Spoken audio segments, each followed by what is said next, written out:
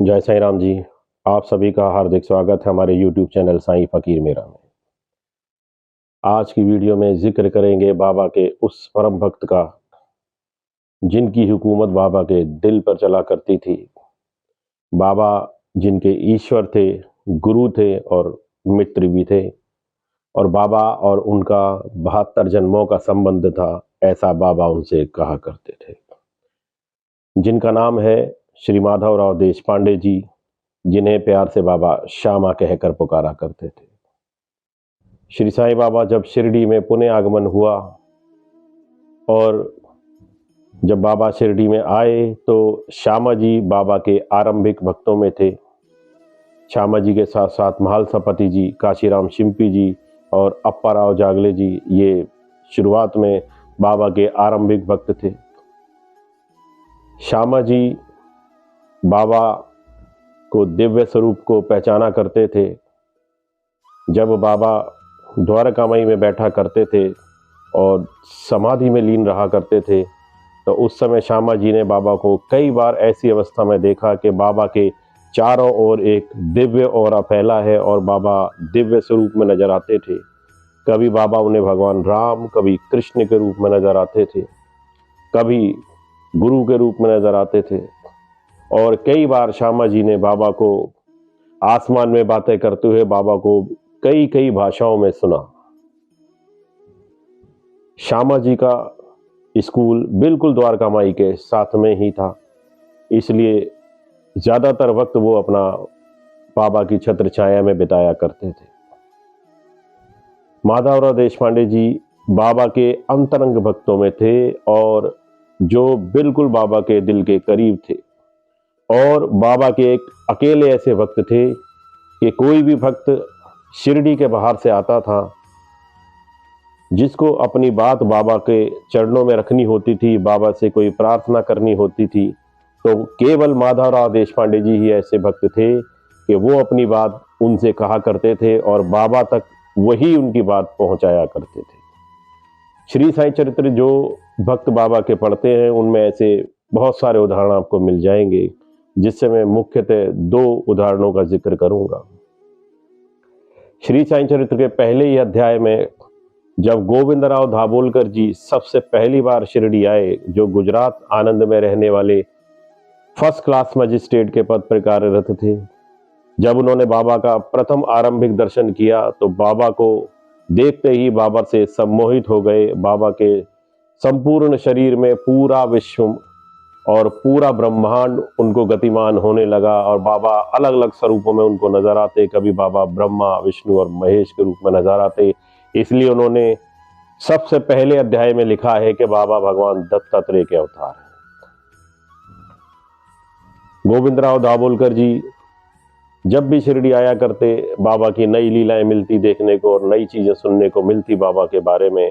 उनके मन में जिज्ञासा थी कि बाबा पे एक चरित्र लिखूं, लेकिन बाबा से कई बार आज्ञा मांगने के बावजूद भी बाबा ने हमेशा उन्हें मना कर दिया। तो उन्होंने माधवराव देशपांडे और श्यामा जी से कहा कि मैं बाबा के ऊपर एक दिव्य चरित्र लिखना चाहता हूं। जब श्यामा जी ने बाबा से कहा कि ये अन्ना साहब आपके ऊपर एक जीवनी लिखना चाहते हैं और आप इन्हें ऐसा कहकर मना मत करिए कि मैं एक साधारण संत हूं, मेरी जीवनी लिखने से क्या लाभ होगा।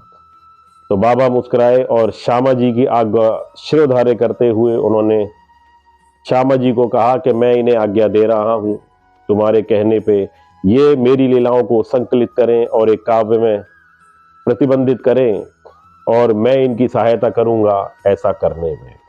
और ऐसा करते करते करते करते उन्होंने श्री साईं चरित्र की स्थापना की, जो आज लाखों करोड़ों साईं भक्त पढ़ा करते हैं। तो ये श्यामा जी का एक बहुत बड़ा रोल था श्री साईं चरित्र के आपके सामने आने में। दूसरा उदाहरण श्री साईं चरित्र के अध्याय से मिल जाएगा आपको। जब मिसिस औरंगाबाद से आई और तकरीबन 1.5 से 2 महीने शिरडी ठहरी, जो पिछले 27 सालों से संतानहीन थी, उनको कोई बच्चा नहीं था, और विभिन्न देवी देवताओं के मन्नतें मांगने के बाद आखिरी में बाबा का ख्याति और नाम सुनकर शिरडी आई। लेकिन बाबा के दरबार में अत्यधिक भीड़ होने के कारण उनकी मुलाकात कभी बाबा से नहीं हो पाई। तो उन्होंने भी श्री माधवराव देशपांडे श्यामा जी का सहारा लिया और अपनी बात को श्यामा जी से कहा, और श्यामा जी ने कहा कि बहन जब मैं कहूं तब आप खड़ी होकर बाबा के चरणों में आ जाना।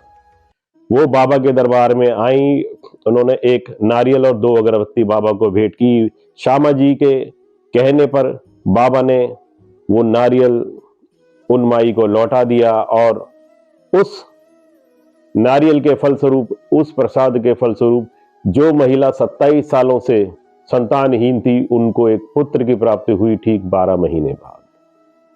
तो श्यामा जी बाबा के अंतरंग भक्तों में थे, जिनकी आज्ञा बाबा ने कभी भी नहीं टाली। बाबा सदैव उनको एक मित्र की भांति रखा करते थे कि श्यामा तुम मेरे परम मित्र हो, तुम और मेरा जन्मों जन्मों का संबंध है, लेकिन तुम उन संबंधों को भूल चुके हो। लेकिन मैं अपने भक्तों को जब जब भी, जिस जगह भी युग में प्रकट होऊंगा, तब तक मैं अपने भक्तों को अपने साथ रखता हूं। बाबा ने अपने जीवन काल में एक काले रंग की श्री गणेश जी की प्रतिमा उनको भेंट की थी। आज भी वो 170 सालों से श्यामा जी के घर में विराजमान है। अभी हाल ही में शिरडी गया था मैं, तो मैंने वहां श्री गणेश जी के दर्शन किए थे।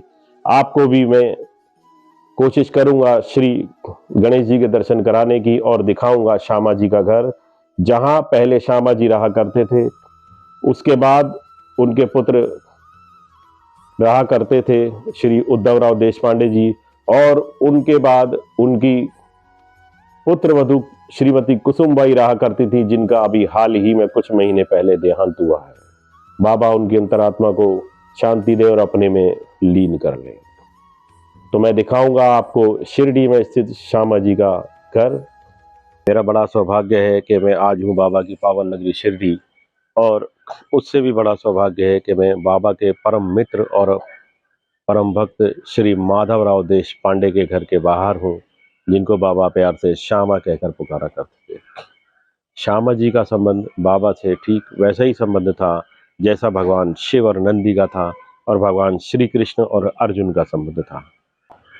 मैं श्यामा जी का घर आपको दिखाने की कोशिश करूंगा कि श्यामा जी के परिवार वालों ने किस प्रकार बाबा के स्मृति चिन्ह के रूप में इस घर को आज भी रखा है। आइए आपको घर के अंदर लेके चलता हूं और दर्शन कराऊंगा बाबा के स्मृति चिन्ह के।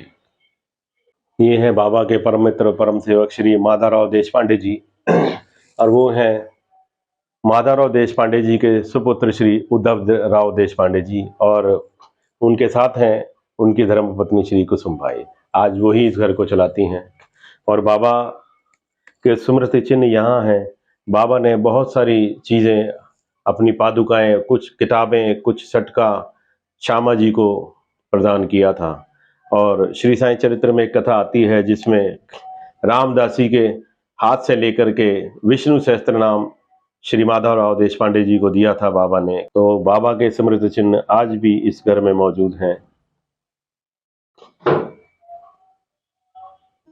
तो ये थे श्री माधवराव देशपांडे जी, जिनकी आज्ञा को बाबा ने कभी नहीं टाला, और बाबा ने अपने वचनों में भी कहा है, धन्य धन्य वो भक्त अनन्य, मेरी शरण तज जिसे न अन्य। मेरी इस वीडियो को शेयर कीजिए, लाइक कीजिए, और कमेंट करके बताइए कि आपको ये वीडियो कैसी लगी। अगले वीडियो में मैं आपको मिलवाऊंगा दिल्ली में रहने वाली एक 12वीं क्लास की छात्रा अंबर वर्मा से, जिसको बोर्ड की परीक्षा में बाबा की कृपा से 1 घंटे का अतिरिक्त समय मिला, और जिसको आंखों से बिल्कुल दिखना बंद हो गया था, डबल विजन थी, और बाबा की कृपा से किस प्रकार ठीक हुई, अगले गुरुवार या अगली वीडियो में मैं आपको दिखाऊंगा, देखना ना भूलिए। और अगर आपके साथ भी बाबा की कोई ऐसी दिव्य लीला घटी है तो आप मुझे अपनी वीडियो बना करके भेजिए, हम आपकी वीडियो को अपने चैनल पर दिखाएंगे, और आप अपना अनुभव मुझे फोन कर करके भी बता सकते हैं। मेरा नंबर है 9810988016। अगली वीडियो में आपसे फिर मुलाकात होगी बाबा की एक नई लीला के साथ, जिसमें अंबर वर्मा से मैं आपको मिलवाऊंगा। तब तक के लिए आज्ञा दीजिए। ओम साई राम, जय साई राम।